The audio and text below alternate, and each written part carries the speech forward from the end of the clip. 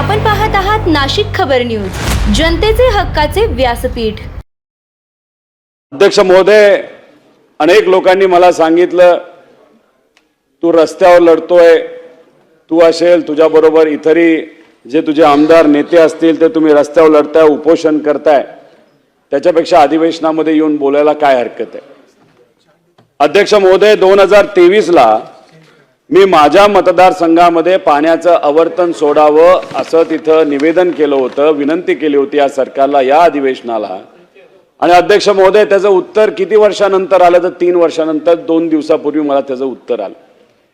म्हणजे अध्यक्ष महोदय, अशा पद्धतीने हे जर हाऊस चालणार असेल, आम्हाला उत्तर इथं मिळणार नसेल तर मग इथं मुद्दे मांडून होणार काय। अध्यक्ष महोदय, आमच्या नेत्यांनी जयंत पाटील साहेब असतील, आव्हाड साहेब असतील, त्याच्याच बरोबर शिवसेनेचे कैलास पाटील असतील, यांनी शेतकऱ्यांची बाजू खूप चांगल्या पद्धतीने मांडली। फक्त त्यांनीच मांडली असं नाही, सर्वच आमदारांनी अध्यक्ष महोदय इथं बाजू मांडली।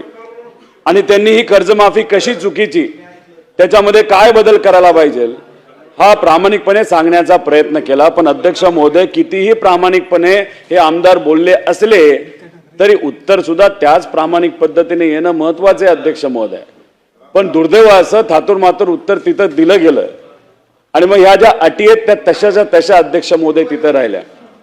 अध्यक्ष महोदय, हा GR जर आपण बघितला तर दुसऱ्या पानावर आपण जेव्हा जातो तेव्हा कर्जमुक्तीच्या अंतर्गत जर तिसरा मुद्दा आपण वाचतो त्याच्यामध्ये सरकारने एक अट अशी टाकलेली की 2019 ची जी कर्जमाफी महात्मा ज्योतिबा फुलेंच्या नावाली जी कर्जमाफी आली होती त्या योजनेचा लाभ ज्या ज्या शेतकऱ्यांनी घेतलेला आहे त्या शेतकऱ्याला या योजनेमध्ये लाभ फक्त 50,000 रुपयाचा अध्यक्ष महोदय तिथे मिळणार आहे। ही अट टाकायचं कारण काय अध्यक्ष महोदय?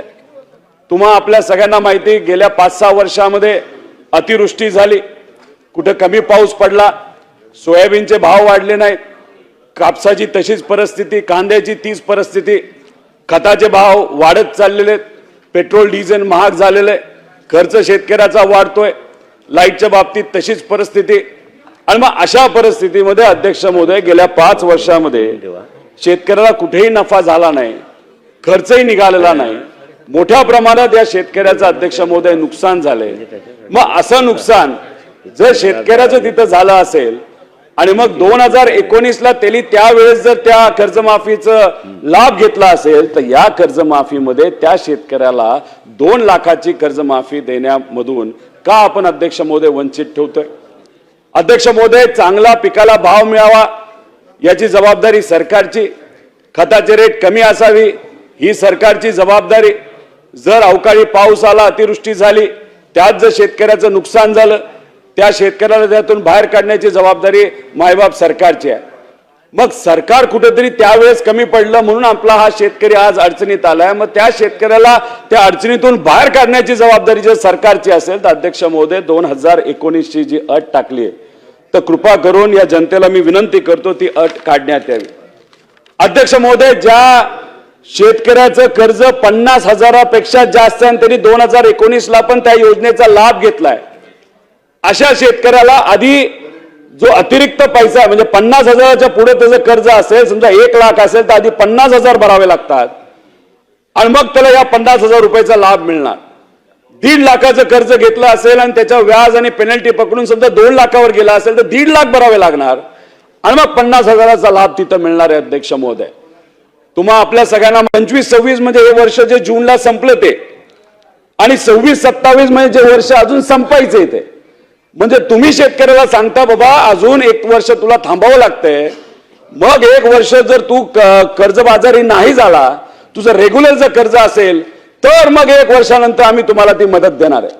म्हणजे अल्निनो येणार आहे हे आपणच सांगतोय सरकार म्हणून, आणि दुसऱ्या बाजूला आपण म्हणतोय की नाही तुला रेग्युलर राहावं लागेल मग तुला हा लाभ दिला जाईल। अध्यक्ष महोदय, हे योग्य नाही। अध्यक्ष महोदय, 2017 ला जी कर्जमाफी झाली होती छत्रपती शिवाजी महाराजांच्या नावाली, त्यावेळेस 14 लाख शेतकरी हे रेग्युलर होते। अध्यक्ष महोदय, 2019 ला महात्मा फुलेंच्या नावाली जी कर्जमाफी झाली तेव्हा 14.5 लाख शेतकरी हे तिथे रेग्युलर होते। 2022 ला सुद्धा जेव्हा रेग्युलर शेतकऱ्यांना त्या ठिकाणी कर्जमाफी देण्यात आली तेव्हा 14 लाख अध्यक्ष महोदय तिथं शेतकरी होते. आणि मग आता सरकार काय सांगतं, आता रेग्युलर असणाऱ्या शेतकऱ्याची संख्या 23 लाख. हा कुठून आला अध्यक्ष महोदय आकडा? त्यामुळे ही अट काढली तर कमीत कमी 14 लाख शेतकऱ्यांना अध्यक्ष महोदय तिथं फायदा होणार आहे. त्यामुळे कृपा करून या अटी ठेवून चालणार नाही असं आमचं सगळ्यांचंच मत आहे. फक्त याच बाजूच्या आमदारांचं मत आहे असं नाही अध्यक्ष महोदय, त्या बाजूच्या आमदारांचं सुद्धा तेच मत आहे. फक्त काही लोक बोलू शकतात, काही लोक बोलता येत नाही. आम्ही आक्रमक भूमिका घेऊ शकतो, पण त्या बाजूच्या जे आमचे आमदार आहेत ते फक्त विनंती करू शकतात. आणि याच्यासाठी अध्यक्ष महोदय आम्ही पंढरपूरला बसलो होतो. पंढरपूरला आम्ही अन्नत्याग आंदोलन केलं आमच्या अन्नदात्यासाठी. 3 दिवस बसलो. महाजन साहेब तिथे आले. महाजन साहेबांनी आमच्या सर्वांसमोर मीडिया समोर मुख्यमंत्री साहेबांची चर्चा केली. आणि मग चर्चा केल्यानंतर त्यांनी आम्हाला सांगितलं, चला जेव्हा अधिवेशन चालू होईल त्याच्या आधी म्हणजे 22 तारखेच्या आधी आपण चर्चा करू, बसूया, सर्व शेतकरी नेत्यांना आपण विश्वासात घेऊ. आणि अध्यक्ष महोदय फक्त आम्ही आमच्या पदाधिकाऱ्यांची नावं दिली नाही, आमच्या नेत्यांची नावं नाही दिली, आम्ही शेतकऱ्यांच्या नेत्यांची सुद्धा नावं दिली, आम्ही इतर पक्षांच्या नेत्यांची सुद्धा नावं अध्यक्ष महोदय त्याच्यामध्ये दिले. मुनगंटीवार साहेबांचं सुद्धा नाव आम्ही त्याच्यामध्ये घेतलं होतं. राजू शेट्टींचं नाव घेतलं होतं. अजित नवलेंचं नाव त्याच्यामध्ये घेतलं होतं. त्याच्याच बरोबर बच्चू कडूंचं नाव घेतलं होतं. नाही मी माझं पत्र दिलंय भाऊंचं नाव, कारण का आम्ही अनेक वेळा त्यांना महाराष्ट्रातल्या लोकांच्या बाजूने लढताना तिथं बघितलेलं आहे, म्हणून तुमचं अध्यक्ष महोदय यांचं नाव आम्ही तिथं दिलं होतं. आणि या सगळ्यांचं नाव देत असताना त्यात राजकारण होऊ नये अशी आमची भूमिका होती.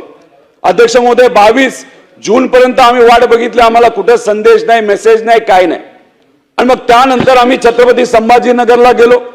तिथे जाऊन आम्ही रास्ता रोको केला. दुसरी आमच्याकडे कुठला पर्याय नव्हता, कारण का अधिवेशनामध्ये आमचे नेते बोलत होते पण त्यांना उत्तर थातूर मातूर दिलं जात होतं, कुठेही कॉन्क्रीट उत्तर दिलं जात नव्हतं.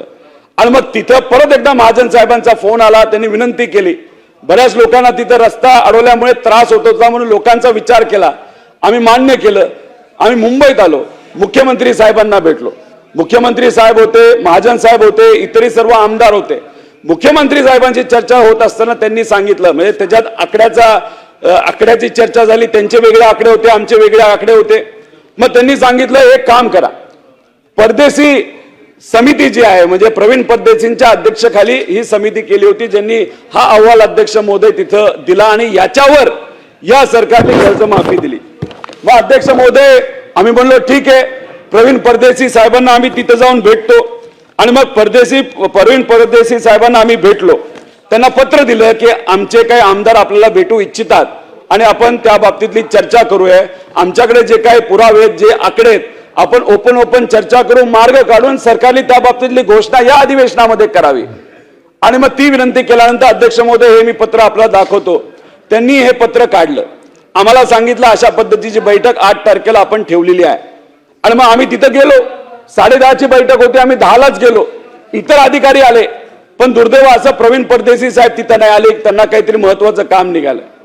आणि मग मला तिथं बसणाऱ्या अधिकाऱ्यांनी असं सांगितलं की त्यांना कुणीतरी सांगायला लावलं की ही जी समिती आहे ज्यांनी हा अहवाल त्या ठिकाणी दिलेला आहे आता ती बरखास्त झाली, आता त्यांच्याकडे भेटून काही फायदा नाही. मग अध्यक्ष महोदय आम्हाला का सांगितलं त्यांना जाऊन भेटायला? अध्यक्ष महोदय इथं आम्ही कुठलंही राजकारण न करता प्रामाणिकपणे काय प्रयत्न करतोय की चर्चेतून कुठेतरी या 70% शेतकऱ्यांना तिथं अध्यक्ष महोदय न्याय मिळाला पाहिजे. अध्यक्ष महोदय त्याच्याच बरोबर आम्हाला हा कागद हाती आला. हा कागद कुठला आहे तर कॅबिनेटमध्ये एक नोट त्या ठिकाणी सर्क्युलेट केली गेली होती. अध्यक्ष महोदय जेव्हा हा निर्णय घेतला जात होता तेव्हा सर्व मंत्र्यांना ही नोट दिली गेली होती. त्या नोटवर अध्यक्ष महोदय काय लिहिलंय परत तथापि, म्हणजे हा शब्दच एकदम डेंजरस आहे आणि भीतीदायक आहे असं आम्हाला वाटायला लागलंय. तथापि सदर योजनेअंतर्गत प्रस्तावित केलेले अपात्रतेचे निकष लागू केल्यामुळे तसेच पात्र शेतकऱ्यांच्या थकीत कर्जावर संबंधित व्यापारी बँकेकडून काही प्रमाणात सूट हेअरकट देण्यात येणारे असल्यामुळे सदर योजनेसाठी त्यापेक्षा कमी प्रमाणात निधी लागण्याची प्राथमिक अंदाज आहे. म्हणजे मुद्दामून या अटी टाकल्यात का? या नोटचा तोच अर्थ निघतो की या अटी मुद्दामून टाकण्यात आल्या ताकी तिथं असणाऱ्या शेतकऱ्याला जास्त मदत नाही झाली पाहिजे. 35,000 कोटीची घोषणा अध्यक्ष महोदय झाली. पण ह्या अटीचा आम्ही अभ्यास केल्यानंतर आम्हाला असं वाटतं की 12-13 हजार कोटीपेक्षा जास्त मदत होऊ शकणार नाही आणि 36 लाख शेतकऱ्यांवर अध्यक्ष महोदय तिथं अन्याय होणार आहे.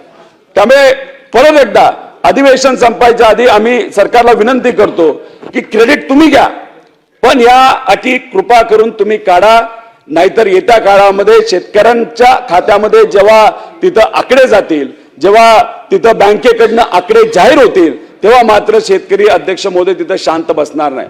म्हणजे तो चिडेल ती वेगळी गोष्ट, पण एवढ्या अडचणीच्या काळामध्ये आमच्या शेतकऱ्याला मदत केली पाहिजे असं आमच्या अध्यक्ष महोदय आमच्या सगळ्यांची भावना आहे. पण अध्यक्ष महोदय, आम्ही जेव्हा हा अहवाल वाचत होता, प्रवीण परदेशी साहेबांच्या अध्यक्षतेखाली हा अहवाल जेव्हा केला गेला, हा अहवाल त्या ठिकाणी देण्यात आला, आम्ही हा वाचला. अध्यक्ष महोदय, याच्यामध्ये एक शब्द अतिशय वाईट वापरला गेलाय आणि तो शब्द ऐकल्यानंतर फार तळपायाची आग मस्तकात अध्यक्ष महोदय त्या ठिकाणी गेले. अध्यक्ष महोदय, या अहवालामध्ये काय लिहिलंय? या अहवालामध्ये असं लिहिलेलं आहे की तो शब्द होता नैतिक धोका. नैतिक धोका म्हणजे ज्या शेतकऱ्यांनी 2019ला कर्जमाफीचा लाभ घेतलाय, अशा शेतकऱ्यांना परत एकदा आपण कर्जमाफी दिली तर तिथं नैतिक धोका होऊ शकतो. म्हणजे शेतकऱ्याच्या नैतिकतेवर आपण जायला लागलो अध्यक्ष महोदय. मगाशी जसं मी बोललो, शेतकऱ्याला जगवण्याची जबाबदारी सरकारची आहे, अडचणी आल्या तर अडचणी सोडवायची जबाबदारी सरकारची आहे. आणि अशा पद्धतीने आपण जर अध्यक्ष महोदय नैतिकतेवर, शेतकऱ्याच्या नैतिकतेवर तिथे येत असेल तर अध्यक्ष महोदय हे योग्य नाही. आणि हा जो अहवाल आहे ना, हा अहवाल अधिकाऱ्यांनी दिला असला तरी प्रत्येक मंत्र्यांनी अध्यक्ष महोदय तो वाचलाय, कॅबिनेटमध्ये तो चर्चेत आलेला आहे. आणि मग कॅबिनेटमध्ये सर्व लोकांनी हा वाचला असताना हा नैतिक धोका म्हणजे या शेतकऱ्यांकडनं आपला नैतिक धोका आहे, हा शब्द अध्यक्ष महोदय कितपत योग्य आहे? त्यामुळे कुठं ना कुठेतरी हे शेतकऱ्याची थट्टा या आपल्या अहवालाच्या माध्यमातून अध्यक्ष महोदय केली जाते असं आमच्या सगळ्यांचं मत आहे. त्यामुळे आम्हाला हाच प्रश्न इथं विचारायचा आहे. 2019 मध्ये कर्जमाफी घेतलेल्या 32 लाख शेतकऱ्यांवर जो आता या ठिकाणी अन्याय होणार आहे, म्हणजे त्यांची नैतिकता आपण तिथं काढत आहोत का? त्याच्याच बरोबर गेल्या वर्षी मोठ्या प्रमाणात पाऊस अध्यक्ष महोदय झाला होता. 92 लाख हेक्टर जमीन ही पाण्याखाली होती, शेतकऱ्याचं खूप मोठं नुकसान झालं होतं आणि त्यात जो आमचा शेतकरी अडचणीत आला, त्याच्या नैतिकतेवर तुम्ही जाणार आहे का? सोयाबीनचा आपण भाव देऊ शकलो नाही, कपाशीला भाव देऊ शकलो नाही, कांद्याला भाव देऊ शकलो नाही, मग आपण शेतकऱ्याच्या नैतिकतेवर तुम्ही तिथं जाणार आहे? खताचे भाव वाढत चाललेत, पेट्रोल डिझेलचे भाव वाढत चाललेत, परवडत नाही अध्यक्ष महोदय, मग आपण नैतिकतेवर जाणार आहोत? तर हा शब्द अध्यक्ष महोदय योग्य नाही. कुठे ना कुठेतरी आपण शेतकऱ्याची अशा पद्धतीने थट्टा करत असो तर हे या महाराष्ट्राला अध्यक्ष महोदय शोभणार नाही. अध्यक्ष महोदय, हा प्रस्ताव आम्ही वाचला. हा प्रस्ताव वाचत असताना या प्रस्तावामध्ये अधिकाऱ्यांनी काय प्रस्तावित केले? या प्रस्तावामध्ये अधिकाऱ्यांनी प्रस्तावित केले